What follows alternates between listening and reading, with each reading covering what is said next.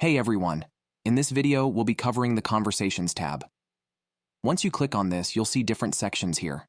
Let's break them down and then discuss them individually. So in the first section, we see all the conversations. That'll have 4 different types of conversations starting from unread, which is of course the unread conversations, then the recent ones that have just come in, and you can also have starred conversations. So if you star a conversation, you'll be able to see it right here. Now, the way to do that is to click on any conversation, then click on Mark as Starred, and then it'll show under the starred conversations. Then we've got the All tab. So, if you want to see all the conversations regardless of whether they came in recently or if they're unread, you can see all of them here. There is also a search bar here where you can search for a specific conversation. And right next to that is where we've got this filter icon. You can actually filter the conversations based on different things, like the message direction, as well as the message channel. If you're going to apply a filter, just select your criteria and hit apply.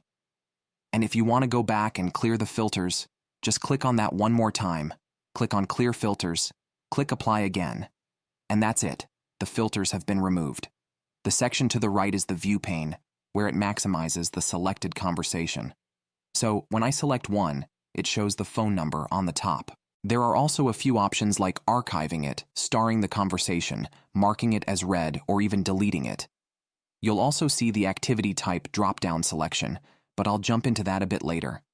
Now, if you look downwards, you'll be able to see when the conversation started as well as the conversation history with the timestamps. Now, if you want to send an SMS to this lead, all you have to do is click on SMS at the bottom, and it'll maximize this window so you can type in your response here. Now please know that if you have more information stored like email, WhatsApp, Instagram, all that, you'll be able to send all those message types right here. Now when you're sending a message, you'll see that you've got a bunch of different options. The first one is attaching files where you can upload documents if you need to. You can also insert emojis to make your messages more visual and insert templates like snippets or text templates. Once you click on using a template, it'll automatically populate the text, saving you tons of time. Another thing you can do is request a payment right from the Conversations window. Please know that the contact must have a name before you start using this feature. So let's go ahead and try it out with another user. I'm going to pick this one right here, and then if I try to request payment by clicking on the $ icon, you'll see that it allows me to send a payment request. You can easily add your line items as well as define the price and then also set an invoice due date. And once you click on copy link and mark as sent, it'll add a payment link with their name as well. And then it's just a matter of clicking on send. Now, as you can see, this user does have email information saved as well, so we can either send them an email or an SMS. Now, when you click on the More button, the plus icon, right here, it'll give you all the system fields and custom values in the account. So you can use things like contact first name if you need to. If you click on that, it'll automatically populate that here. And you can even use more custom values like appointments, start date and time if they do have an appointment booked.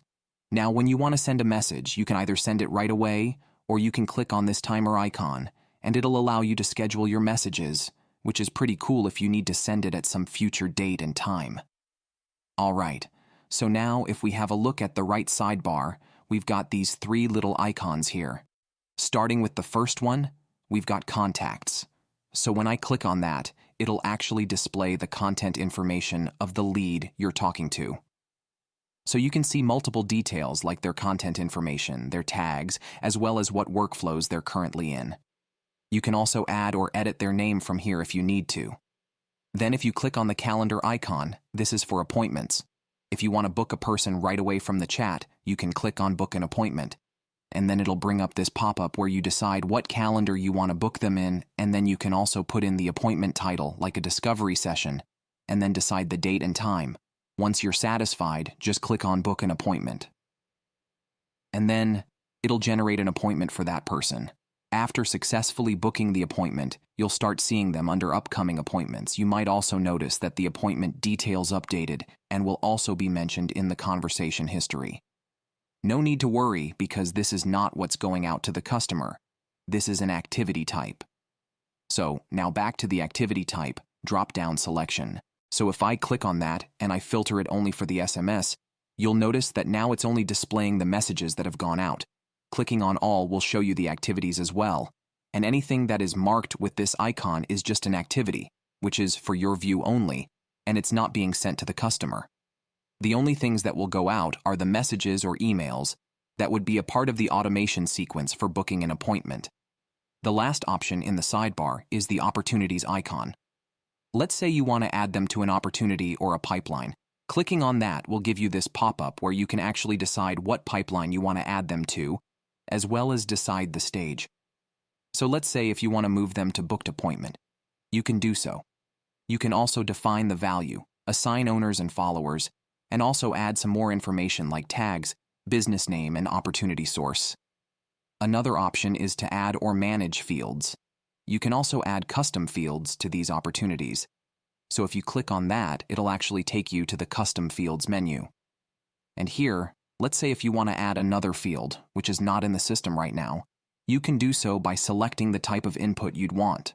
For example, if I want to add an age custom field, what I'll do is select the number right here, click on Next, and then I can define age here. Add them to the group contact, and then hit Save. Once you've created the custom field, it'll appear right here. You can also use it in the opportunity section. Now, going back to conversations, you'll see that we also have a menu up top. So we'd selected the conversations area before. Now let's move on to the manual actions. Now, manual actions are certain actions that you decide in your workflows. So let me show you an example real quick. Let's say you have an automation where you have a manual action. So there are two manual actions right now, which is a manual action to SMS or a manual action to call. So what it basically does is it creates an alert or a task for you that, hey, this person has come in and you're supposed to call them as soon as possible. So these are the kinds of actions that if you create and somebody passes through them, you'll see them under manual actions for yourself.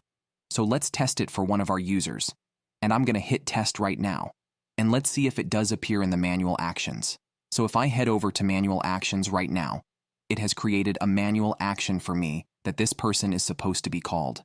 This way, you can keep track of all the persons or the leads that you have to call, and it will help you solidify your processes.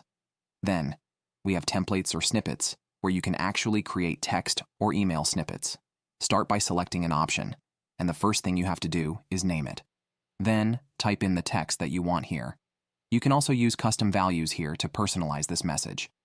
Once you're done, just click on Save. That template will then be saved here, and you can start using it in the conversations area. Finally, the last one we have is trigger links. Trigger links are really powerful because they allow you to map your previous links. Then, when somebody clicks on a link, you'll be able to track it, as well as build automations on top of it. So, if you want to create a trigger link, all you have to do is click on Add a Link, then paste your URL here where you want to track if people click on it, and then you can name it and click Save. Once you've done that, let me show you what you can do with automations using trigger links. For example, let's say we create a new workflow. So what I'll do is click on Add a New Trigger, then in the search triggers, I'll search for trigger link clicked. Once I click on that, you have to click on Add Filters, and then select the trigger link. Then choose the trigger link that you want to test. Now, if you remember, we named it Test, so I'm just going to choose that one and then hit Save. Now let's say somebody clicks on that link. This automation will start. And here you can actually decide a different set of actions. So you can add a tag to that lead if you want to categorize them better. And then you can also perform more actions, like maybe sending an SMS and thanking them for opening that link or whatever was inside that. So this really allows you to create a very powerful automated sequence using the trigger links. All right, so that's it for the training for the Conversations tab, and thank you for watching.